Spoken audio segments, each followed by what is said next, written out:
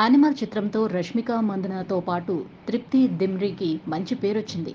అంతకుముందు తృప్తి అంటే ఎవరో తెలిసింది తక్కువ మందికే. కానీ ఈ బ్యూటీ అనూహ్యగా నేషనల్ క్రష్గా మారిపోయింది. అయితే తృప్తికి ఈ అవకాశం కల్పించింది సందీప్ రెడ్డి వంగ. అందుకు అతడికి ఆమె చాలా విధాలుగా ధన్యవాదాలు తెలియజేసింది.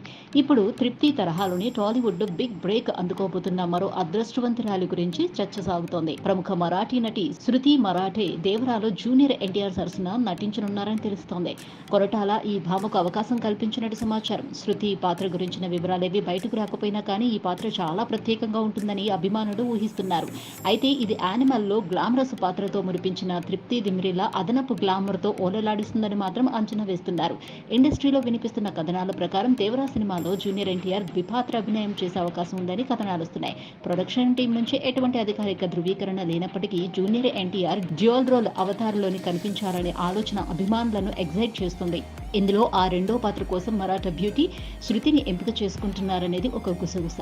కొరటాల శివ దర్శకత్వం వహిస్తున్న ఈ చిత్రంలో జాన్వీ కపూర్ కథానాయికగా నటిస్తుంది. ప్రధాన ప్రతినాయకుడిగా సైఫ్ అలీ ఖాన్ నటిస్తున్నారు. ప్రకాష్ రాజ్, శ్రీకాంత్, షైన్ టామ్ ఠాకూర్, కళై రసన్, మురళీ శర్మ వంటి సీనియర్ తారలు నటిస్తున్నారు. దేవరాను 2 భాగాలుగా తెరకెక్కించి విడుదల చేయనున్నారు. దేవరా పార్ట్ 1 ఏప్రిల్ 5న గ్రాండ్ థియేట్రికల్ రిలీజ్కి వస్తోంది. అయితే ఇటీవలి పరిణామాలు మేకర్స్ 2024 ద్వితీయార్థంలో విడుదల తేదీని సవరించినట్లు కూడా గుసగుసలు వినిపిస్తూ వచ్చాయి.